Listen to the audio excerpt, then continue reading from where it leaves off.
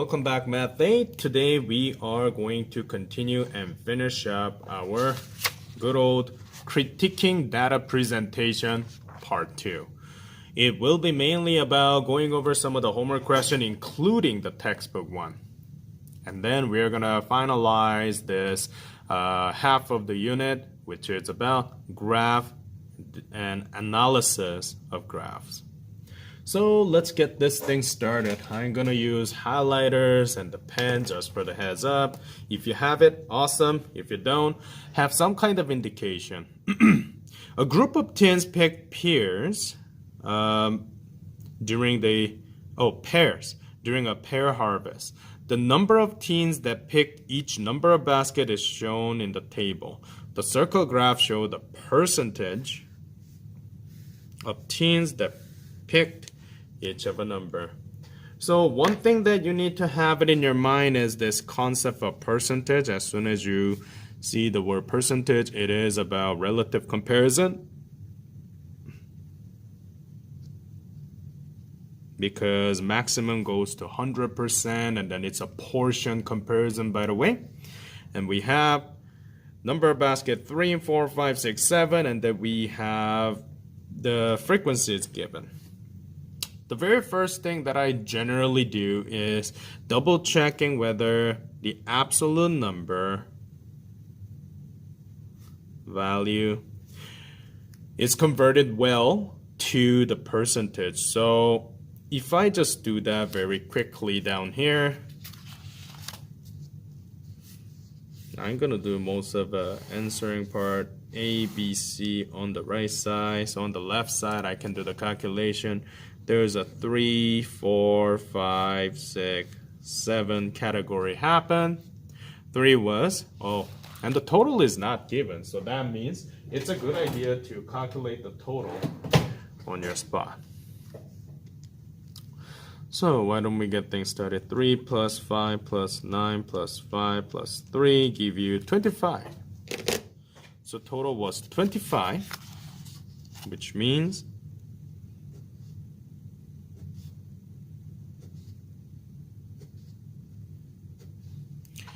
we can make 3 out of 25, 5, 9, 5, 3,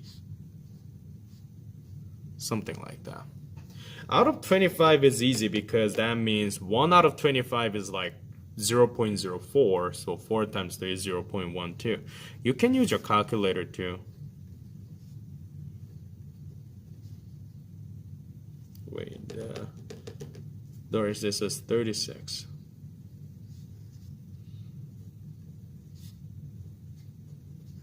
Something like that. Which, if you convert it into percentage, that's multiplied by 100, so 12%, 20%, 36%, 20%, 12%. And everything added up, 12 plus 20 plus 36 plus 20 plus 12 give you 100 on spot, which is telling you that it is a valid percentage representation. If you think about plus minus 1% possibility. To be fair, if it's too less, that's problem too. So getting closest to 100 is always the best bet.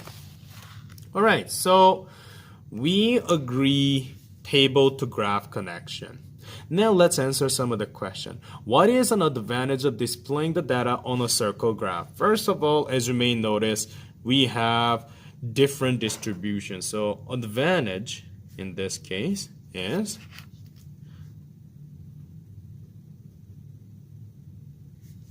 different amount in each category is actually an advantage. Why that's an advantage? Because if I have different amount, that means I can easily compare using relative comparison method, which is percentage. When at the same time, in this case, it was advantage because data or values are scattered. When I say scattered, I like to say more about distributed well. If, for example, if you have one of the value that takes 90-some%, what's the point of having your circle graph? Let's put it that way. So those are possible advantages that I can think of. There are other possible answer can come out, but that's one thing that I will put it as a classroom example. Is this graph misleading? Well, generally speaking, I don't think it's misleading. Quite valid. The reason about that is because the data are distributed well and each category is easy to see. And when I say category, you can put sector too. So viewer will not have any problem comparing the size, and also you have percentage written on, so those are the good thing additionally. C, state two conclusions that you can make from the graph. Well, first conclusion is most participants were able to pick 5 pairs in 5 baskets during the pear harvest. As you may notice, I put the word, you couldn't see what I wrote, most part in here, because if you look at my highest value, 5 give you 36. And good idea to think about any type of least category too, 7 and 3. And you can say not a lot of participants were able to pick 3 or 7 baskets during the pear, I almost put bear harvest. You don't wanna. Pear harvest, something like that. This is a good example of how circle graph can be used well for the statistic. Now let's go with textbook example that I'm going to give you some homework question. Today, let's go a little easy. I pick a bar graph example. Medicine survey grade 8 students about which method they use often to communicate with friends. So, method of communication. But it's kind of interesting graph because if I look at it, there is each category. Okay, that part we got it. If I use circle graph, that can be used as a sector, but what is important is this. We have girls and boys. So we are actually comparing two groups. So in this situation, it is not a good idea to use a circle graph per se, because circle graph work unless you have a circle graph for girl, circle graph for boys, but even then it's tricky because you need to constantly go left and right. So that's why as you can see, a double bar graph. And we have email, which is the least preferred method of communication. In adult world, you will know that that's one of the most preferred. And the bottom part turned out to be Is that internet chat? Yeah, internet.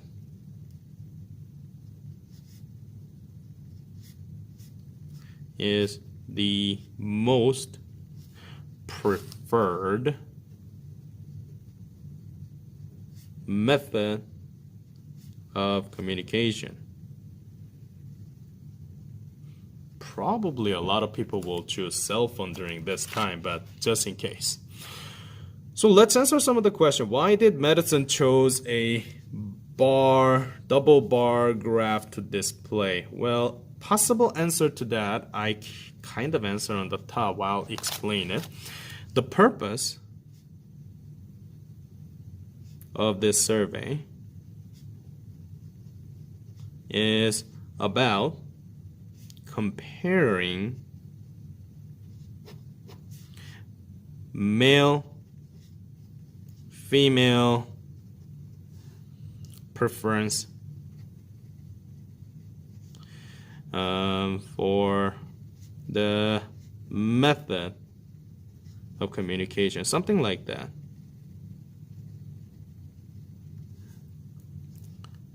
Thus, therefore, double bar fits better than circle graph. That's a possible answer. Circle graph can show one group at a time, so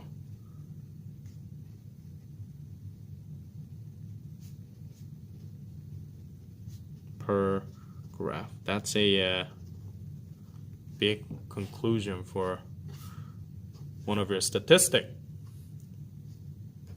B is asking, is this graph misleading? I think it's valid because of few reasons. Number one, easy comparison. As you may notice, we have same number versus different color represent different numbers, so it's kind of easy to track.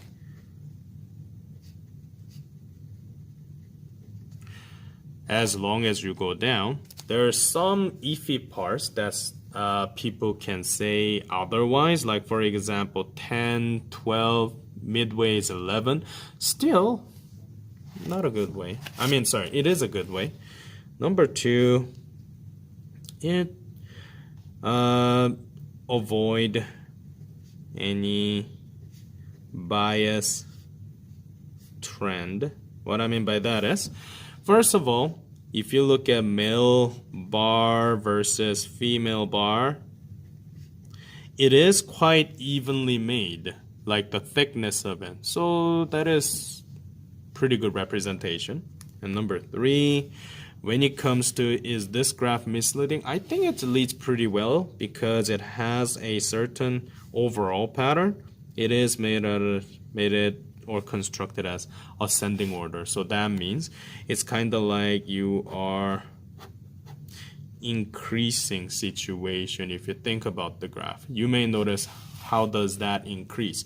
Yes, it is increased because if you look at it, can you see the numbers increasing as time go? Well, in this case, as you go down, something like that, we call it ascending order. So it is a good representation. That's one of the questions. Let's go to another. Number 8. Trong recorded the sales of different colors of graphing calculators using the last month. And we have a model pink, blue, orange, silver, black, and so on. Most of the time I think black is a original model, but in any case. He displayed the data in a bar graph. And we have a question that is asking, why might Trong claims that blue calculator, so we're talking about this guy, are about 3 times as popular as orange calculator? Is he correct? Well, let's look at the table and the graph situation. First thing first, table. We're talking about blue versus orange. Now, orange, if I think about it, 56 is kind of close to 55. 25, well, let's put it as a 25. Even if you look at the relationship between 55 and 25, if I use a ratio, 55 divided by 25 give me 2.2. That is how much 55 is. So that's a fancy way of saying to get from 25 to 55, that's about 2.2. So that's not right in terms of table. So now, if I look at table's answer, it is not right because 56 is slightly above times 2.2 of 25. So it is false statement if I look at table. Now, however, I want you to look at graph. If I use an estimation, think about this. Can you see that the first level is 1 and little bit, 1 and little bit, 1 and little bit? It does look like 3 of this value can be fit. That means there is a misrepresentation in here, or you may need to use different type of graph. If you look at the graph, the problem lies on here, by the way. The skipping range. Skipped range makes viewer think that orange is about 1/3 of blue. Is this true? Not really. It is still false situation, but it does look like 1/3 of the blue. So what you can conclude that is there is a misrepresentation of your graph. That's what I want to point that out to you. So A part of the answer is done. B, redraw the graph so that it is more accurate. So in this case, what you can do is, it's kind of pain in the butt, so I'm going to show you a little different way of doing it. The best way is choosing a completely different graph, like circle graph. In fact, what you have it down there, circle graph. This is way more preferable.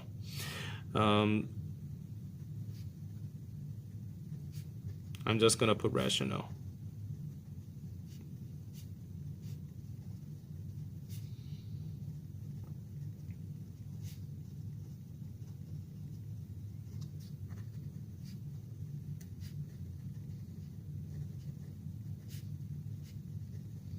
It's in a relative weighting and percentage, so that's why it's better.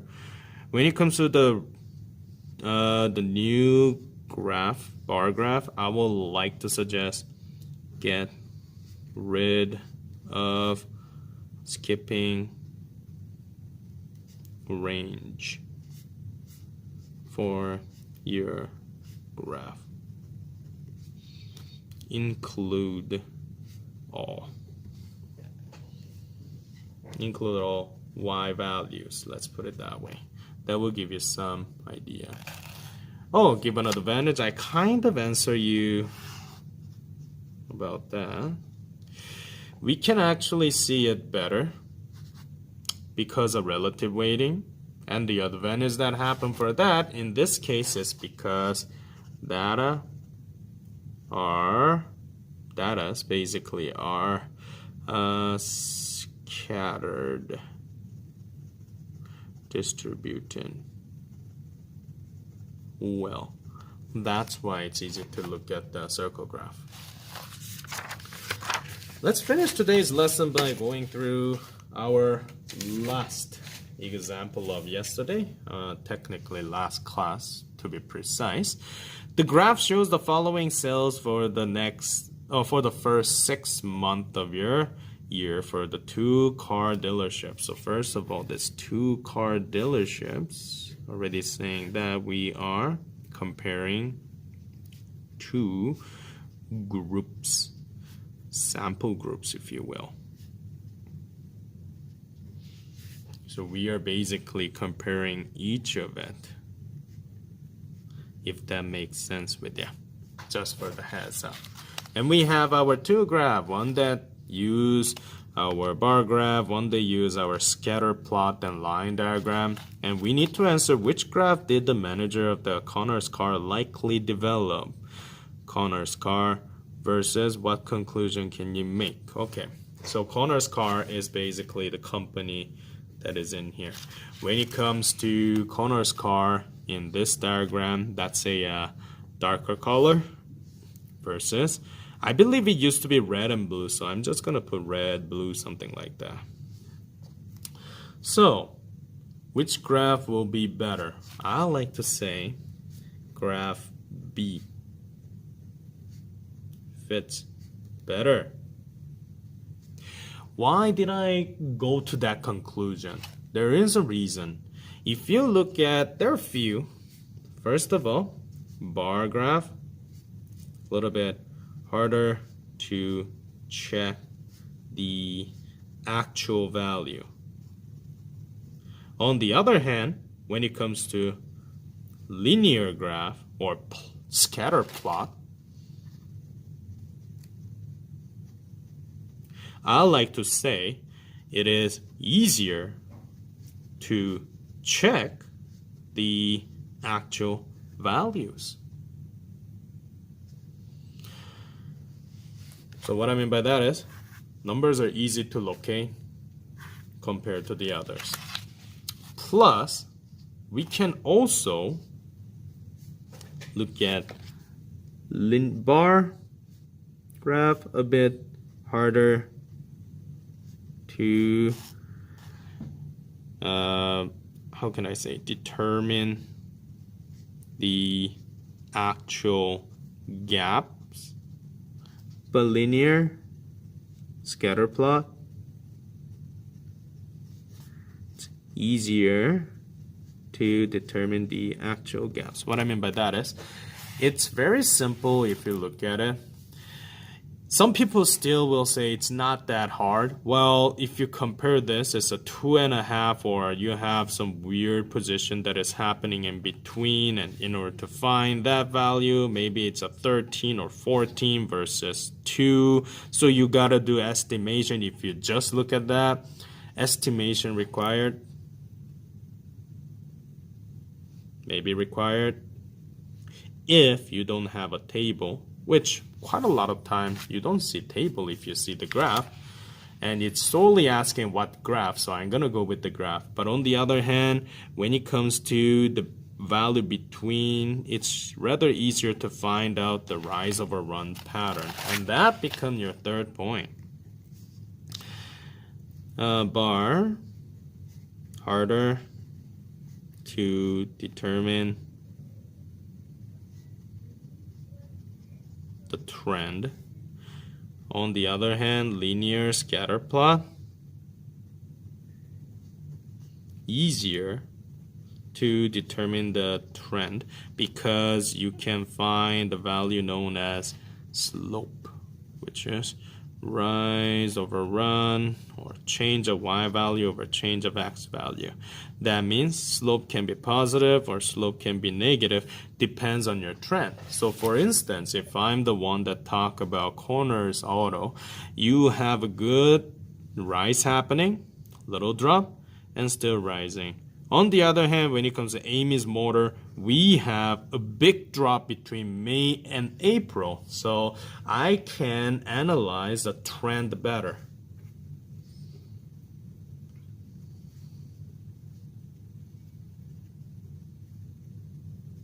Using slope. And if you look at the slope specifically, if I go through my quick example like this, I know it's an Amy situation, but I have 15 that raise it up to 20. So that is, I have 5 that going up. On the other hand, from February to May, it is, there's a 30 days So if I do 5 over 30, that's 1 over 6. If I use my calculator, 1 over 6 is, where did I put the calculator? There you go. It's every day you are increasing about 0.17. That means each day, the number of cars that you're selling is 0.17 increase compared to the others. So you can actually find out the trend.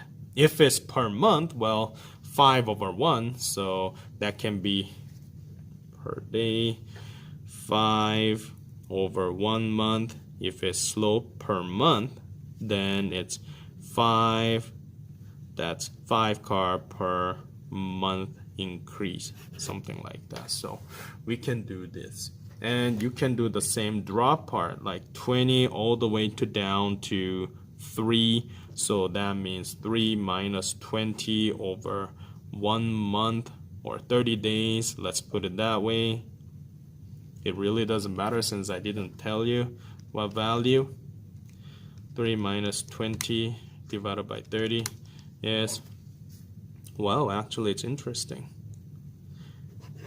Amy's auto is losing about half of the auto every day. So that means every 2 days you are selling less than the previous month.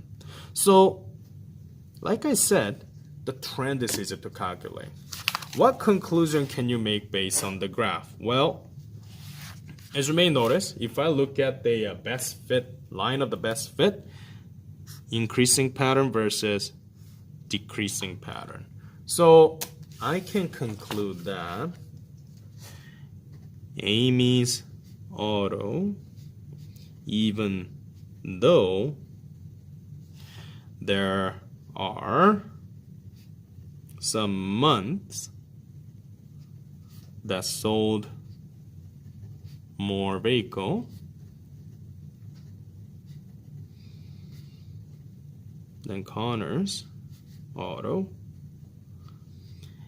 Amy's auto trend goes down while Connor's auto's trend goes up.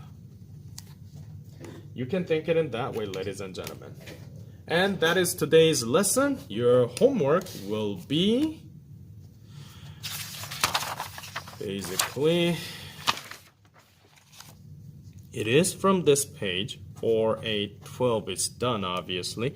I want you to do 6, 7, 9, 10, 11. So I am putting 9 in addition to that. 6, 7, 9, 10, 11. So I am putting 9.